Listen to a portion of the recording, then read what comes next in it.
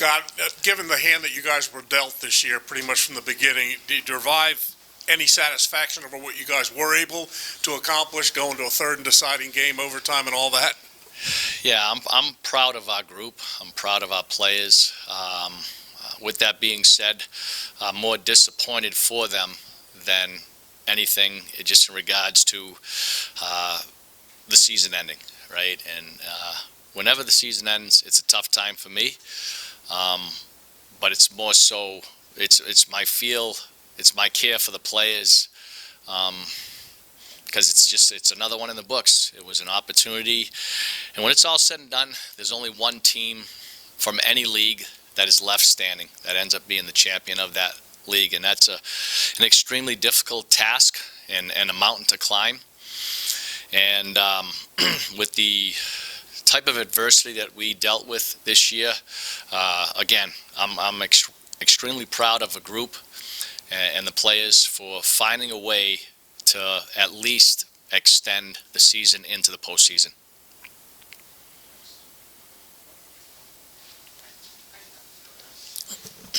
Coach, just given that it's year one and you've had like 40 hours to reflect, what do you think you're going to take away from the way that this team battled when their backs were against a wall, stepping into the head coaching role? Have you thought at all about kind of your takeaways from this year? Yeah, I still haven't had that much time to digest those type of things from a personal standpoint. The season ends. We had a day yesterday, and it's just about preparing for the exit meetings with everybody. We know some guys will probably be back. We know some guys probably will not be back. I try to get feedback from the guys in regards to what we could have done better. Because I think that's important too. You have to continue to learn to grow and expand your knowledge. And today's athlete is different than when I first started coaching 26 years ago. It goes without saying. So I want to continue to grow as a player as well. I'm sorry, as a coach. I wish I was still growing as a player. It's preparing for those type of things first and foremost. Unfortunately, I'll have plenty of time to reflect on the season, and hopefully can get back to you with a better answer. Considering the injuries, you almost had to call your own number to get back in the lineup as a player coach, and that's where my question leads is, as a head coach, you have certain, I don't say percentages, but you split your brain between lineups and strategy and scouting and all those types of things.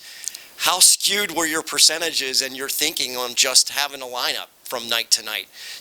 How different was this season when it came to that, just trying to plug in the amount of people and figure out those line combinations, especially as you got to the playoffs, because it was different each night? Yeah, it wasn't just night to night. It actually became minute by minute, because we had a situation in Laval where the pregame warm-up was going on, and I received a phone call that we had to pull somebody out of the lineup in warm-up, and that doesn't happen very often, but that's a requirement of this job. That's a necessity. We are a feeder club for the big club, and I love the organization from top to bottom. I think the Capitals do a tremendous job throughout, and you know what, they had a lot of injuries. They had more injuries this year than they've had up top in the last 10 years. They've been an extremely fortunate NHL team with the nucleus and group that they've had to go almost injury-free for the time that they had. But that all changed this year, and with that, it gave guys opportunities. We had a number of guys obviously play their first NHL game, score their first NHL goal, NHL shutout. I mean, the list goes on and on from an individual standpoint, and those are prideful moments. But does it hurt us? For sure it does. They're usually taking pretty good players to go play in the NHL for sure, and it's not easy just to replace those guys, because the old adage is, if anybody could do it, anybody would, but that's not the case, right? So, but in the big picture, I just, again, it's for sure there were some challenging moments this year, but those guys found a way. And Coach, you kind of mentioned alongside the injuries and everything like that, the first round playoff series, the whole first weekend really was kind of a microcosm of the season with, Snively getting hurt in the first game and losing Cody Clark and a few other faces. But yet the team was able to kind of overcome that, especially in game 2 and, late in game 3 as well. You spoke about, them having a lot of pride and, playing really well. Talk a little bit about that, I guess. You know what, and it's interesting that you brought up like Joe Snively. So going into the playoffs, when we knew we were getting Joe back on a condition assignment, and then we obviously had Brett Leeson was already here, and then one injury up top changed that. So we never even had a week before the playoffs, the lineup we thought we were going to have, we didn't even have that going into game 1. So it was unique, right? And, I talked about this. It was discouraging with how poorly we played in that first game.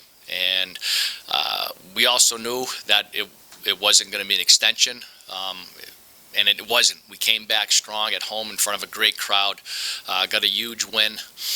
1-1 going into the third period of this deciding game, and a couple of, I'm not necessarily fluke goals, but, not ideal. Phoenix Copley's played unbelievable for us all year long, and he needed a little pickup at that point, and our guys did. They picked him up, and we found a way to get it to overtime. And it would have been unbelievable for this group to. People would have been talking about that for a long time, but unfortunately, it didn't go our way. We didn't find a way to score in overtime, and just like that, it ends. But again, you look at the players, right? That's what it comes down to. Those are moments that are made for players, and guys stepped up in 2 crucial 6-on-5 situations. When we pulled them, it was 3 minutes and change, I think, left, and we scored the one, and then put them back in and got them back off again, scored again, and we were actually feeling so good. We were talking about trying to end it in regulation, which, again, would have been great. But you know what? To Wilkes' credit, they found a way to get through regulation, and they went back and regrouped, and they came out strong in the overtime. And we got hemmed in on a shift, and we couldn't get our D off the ice. We had some tired defensemen out there, and puck turned over, and it came the other way. And the rest, as they say, is history. And unfortunately, I'm standing here talking to you guys as opposed to talking to you after tonight's game, which we would have been playing tonight against Springfield. So that's a tough pill for me to swallow, but there's nothing we can do about it now. Patrick, then we'll go to Ali, and we have time for one or two. Yeah, Scott, how are you a different coach than you were 8 months ago? And given the inevitable turnover in this league, how do you carry over some of whatever you learned this year and what the players learned into next year? As far as being a different coach, I've coached a lot more players than I did 8 months ago. Again, that'll be something for probably to give me a little bit of time to reflect on and go back. The group always changes from one season to the next, regardless if it's a Stanley Cup winner, because they usually lose some unrestricted free agents. Calder Cup winners, just bottom of the barrel American League teams. It always changes. Hopefully, we've done enough this year within the group for our nucleus that they have a strong understanding of what the expectations will continue to be here in Hershey. That's something that we've taken a ton of pride in for the 3 years that I've been here, and that will not change. And when you have a core nucleus of guys who have that understanding, who can pass that knowledge and information on and lead by example attitude to the younger players coming in, whatever unrestricted free agents that the organization chooses to sign, it hopefully gives us a leg up from training camp starting into the season, and hopefully something that we can continue to build on here. You just talked about the 3 years that you've been here. This is the first time you actually got to play for something. It wasn't the 100-day season. You did have the COVID pause this year when the team was dealing with the pandemic internally. But what do you learn from not having hockey, having 100 days of hockey, and now being able to finally play for something? How much do you think this organization grew through those 3 years? Yeah, and that's where I think individuals grow as well, because guys have played a full season this year, which they haven't done the last couple of years. And for some guys, it's the most hockey that they've ever played.